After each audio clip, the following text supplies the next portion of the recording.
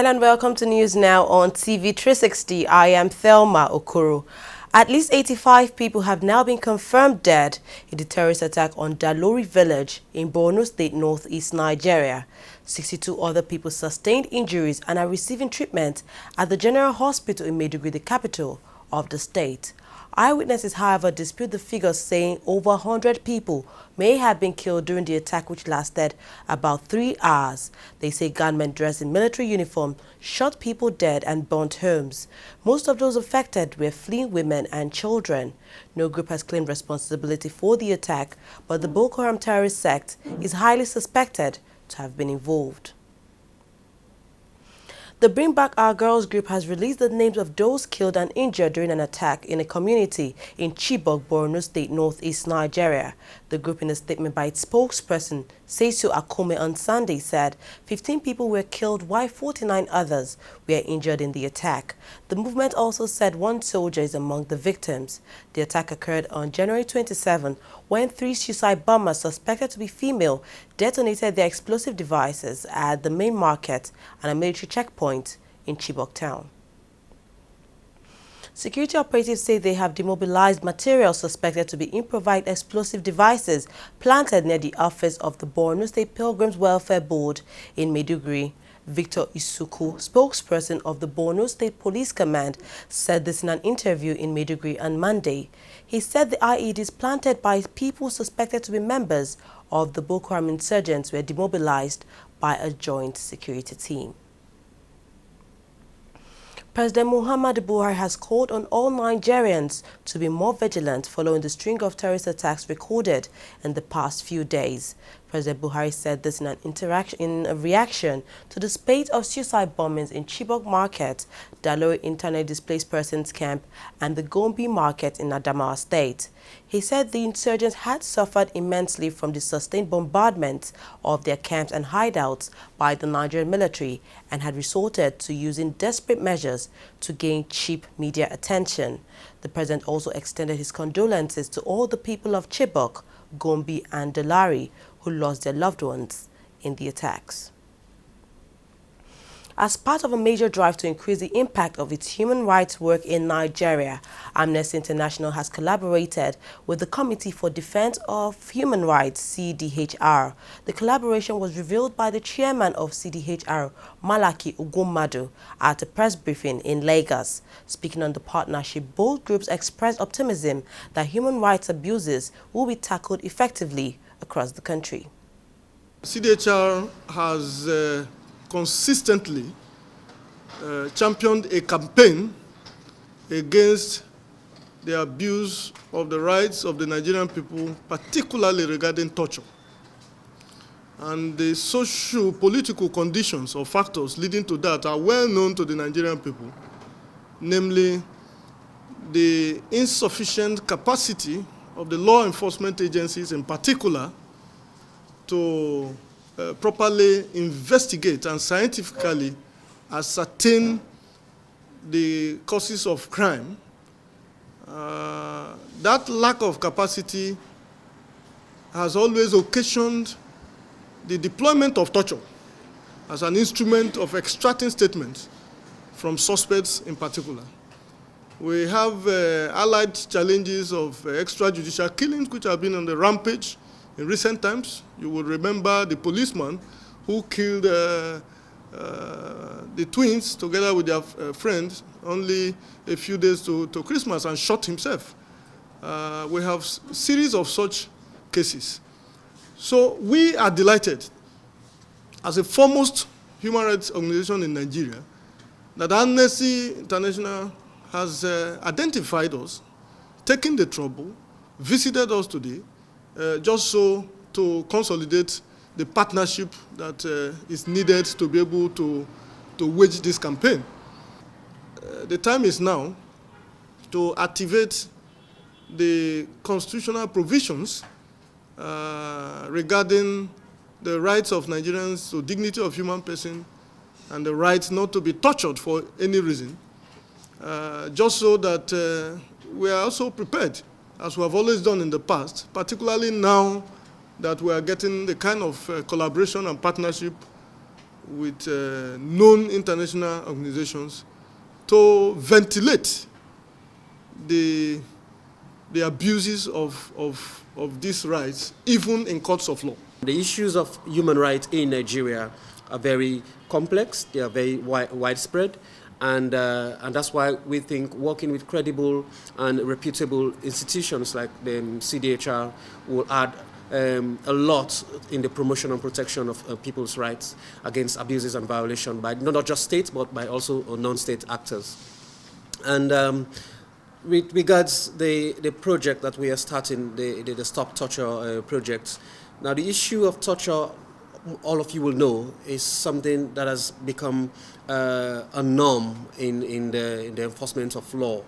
By state actors, but as well as non-state actors. A lot of people have been subjected to various forms of torture, cruel and inhuman and degrading treatments within the bounds of the law, as also outside the bounds of the law. The Nigerian Constitution prohibits torture, but it has not criminalized torture yet. And as an organization, and together with our partnership, we will continue to call for torture, acts of torture, to be criminalized in Nigeria.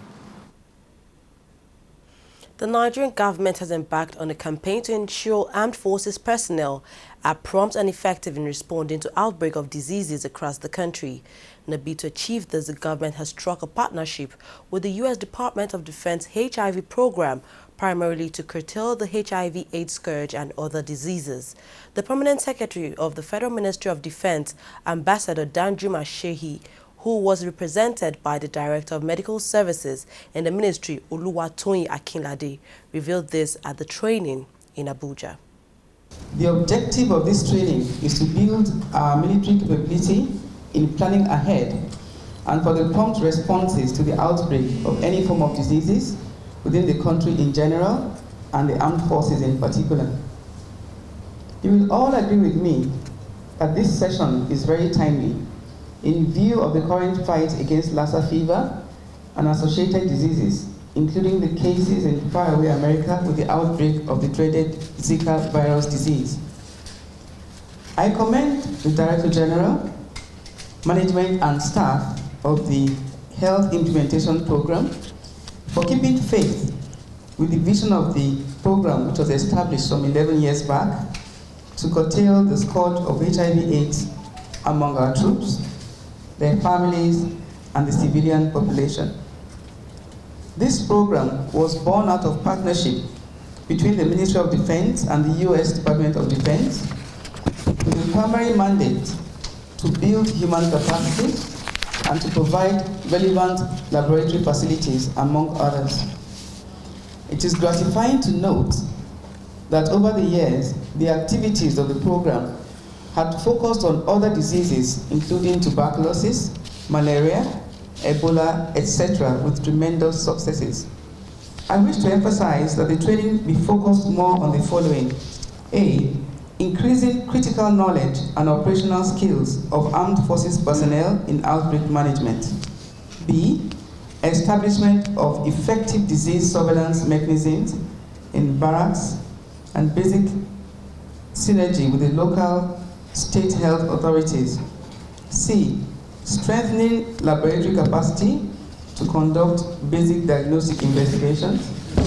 And D, establishing relationships with key stakeholders within the framework of the Federal Ministry of Health. The Minister of Budget and National Planning, Senator Udoma, has assured that the 2016 budget will be achievable in spite of the falling oil prices. This is contained in a statement issued by the Director of Information in the Ministry, Charles Daffy, in Abuja. The minister said this when a delegation from the African Development Bank visited the ministry. The statement said that ongoing reform targeted at diversifying the revenue base of the country would guarantee the achievement of the budget. Nigeria's Finance Minister Kemi Adeosun has revealed that the country is in talks with the World Bank for a loan of $3.5 billion to help finance a planned record budget. According to Adeosun, the loan talks are, quote, in anticipation of getting the budget approved, end of quote, and are not part of an IMF package. She also added that the country was looking at the domestic market as a means to get finance. Africa's biggest economy and top oil producer is reeling from the fall in crude revenues, the source of 95% of foreign earnings. This has led to the Naira hitting record lows on the barrel market amid dwindling foreign exchange reserves. The Director General of the Nigerian Tourism Development Corporation, NTDC, Sally Mbanefo, has described tourism as a real investment. This comes as Nigeria's government has expressed the need to diversify the nation's economy through different sectors, including tourism. Mbanefo, speaking at an event in Lagos, also dismissed beliefs that the current security situation in the country may hinder tourism. For tourism to work, we must have a holistic approach. We have to look at tourism as a real estate investment. People say security, security, security, security, but I have traveled around the whole of Nigeria. And what I would like to say is that security is not peculiar to Nigeria. Terrorism is also not peculiar to Nigeria. As a matter of fact, terrorism is new to Nigeria compared to other countries. Israel, for example, they're my partners. Israel has been dealing with terrorism since 1946. The Jerusalem hotel was bombed and about 91 people were killed. Spain has been dealing with the Basque region. The United Kingdom has been dealing with the IRA, the Twin Towers we have in the United States. Israel, today, in spite of what's going on, is the best religious tourism experience in the world. They are still selling it. Even Egypt, at the last international exhibition we went for, they had the biggest stand. It was so impressive. They were having problems at that time. And you'll see the passion and the enthusiasm with which the tourism, the DG and their team, how they were saying, this is the best time to come to Egypt. And they will show us that we have tourism police. That is something else we're also looking at. So talking about security in Nigeria, Nigeria has 36 states plus the Abuja 37, with a land space of over 923,000 square kilometers. It's huge and massive. The issues we're having are just in three states. Lagos, I keep saying, is a perfect place to start your tourism exploration. Tokpe Aluko, a former secretary of the Ekiti State chapter of the governing People's Democratic Party, PDP, has revealed how former President Goodluck Jonathan gave the then candidate of the party, Ayo Fayose, large sums of money and military support to help rig the 2014 governorship election in the state. Fayose has, however, swiftly denied, describing the claims by the former PDP secretary as simply a new distraction from the APC in Ekiti State. Speaking in a TV interview, Aluko narrated how the state's chapter of the PDP convinced Jonathan to part with large sums of money and direct the military and other security agencies to cooperate with the PDP and ensure the party wins the election at all costs. The former president is yet to react on the allegations. Niger President Muhammadu Buhari has said that the ongoing fight against corruption could be effectively tackled with the strong support of the judiciary. In a statement issued in Abuja by his spokesperson Femi Adesina, Buhari said important reforms of the judiciary remain a key priority for his administration. He was speaking at his recent visit to Ethiopia for the AU summit. He assured members of the Nigerian community in Ethiopia that he would continue to do his best to improve the nation's judicial system. We'll take a short break now. When we come back, we'll look at business and international stories. Stay tuned.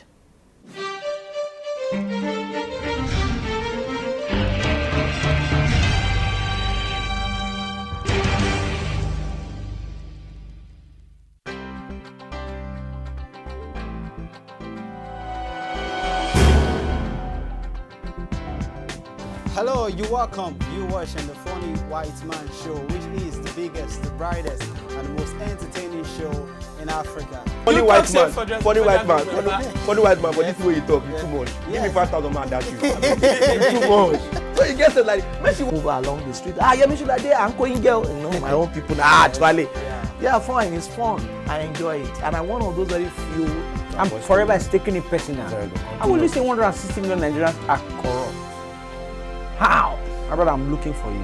Yeah, but it's a growth, and this is the time to build business and know the pitfalls and know what to do and what not to do. But there are months where you get business and months. You know how we do. How we tell you. We did the way you did.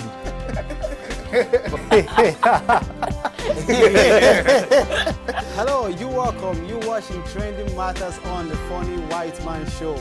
Of course, we will bring you trending issues just to entertain and tickle your fancy.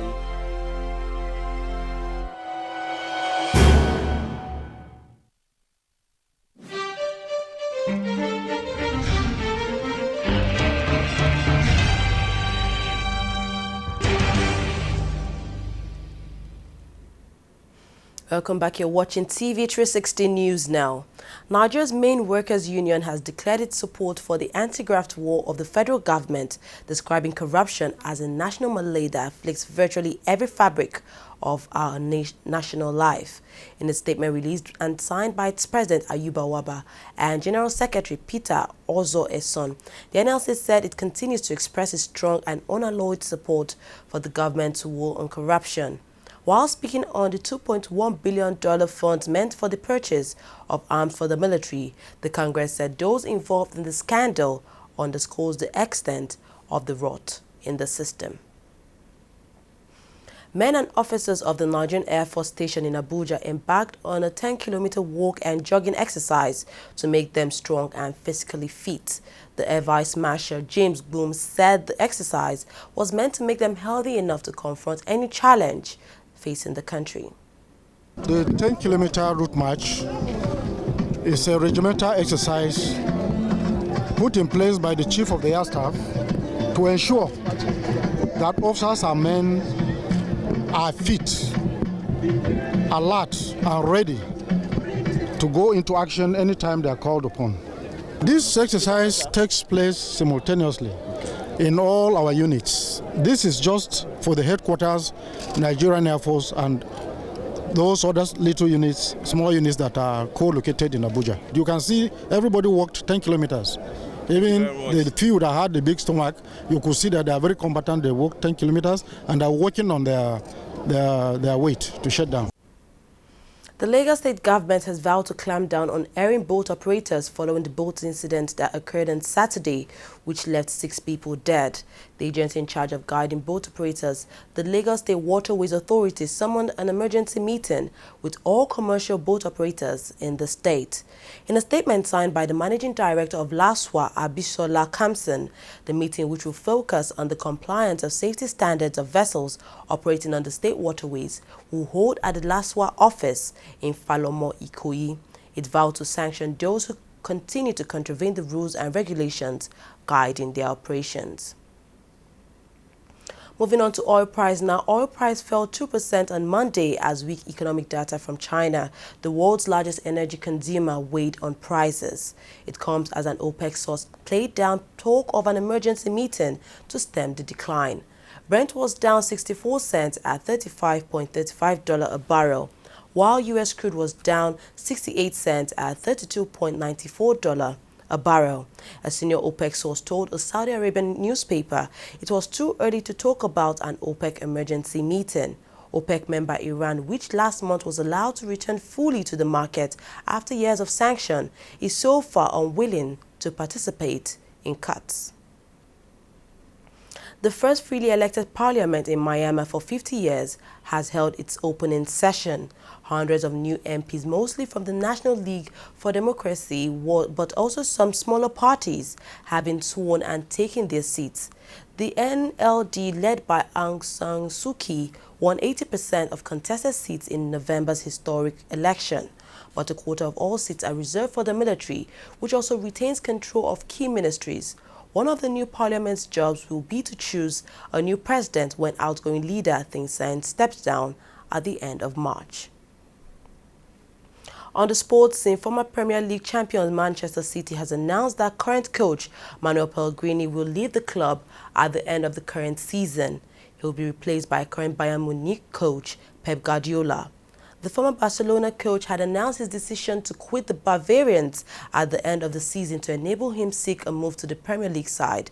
His comment had increased the pressure on Manchester United boss Louis van Gaal and at Manchester City, where Manuel Pellegrini had received little or no backing from the City board.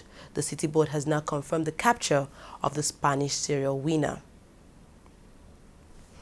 Arsenal manager Arsene Wenger has hailed the qualities of Nigerian international Alex Iwobi as the youngsters display in the FA Cup win over Burnley. Iwobi was absolutely superb in the Arsenal, starring in the central midfield and playing a key role in Arsenal's 2 goals in the 2-1 victory over the championship side. Now Wenger, who in October last year described the 19-year-old as not ready for this level, has now praised the Nigerian for the improvements in his game. Iwobi, a former England youth international, has decided to represent Nigeria over England and has already been capped 3 times by Super Eagles coach Sunday Olise. Premier League side West Ham has completed the loan signing of former Nigerian international Emmanuel Emenike. The former Eagles striker joined the Hammers from Turkish side Fenerbahce on a 6-month loan deal.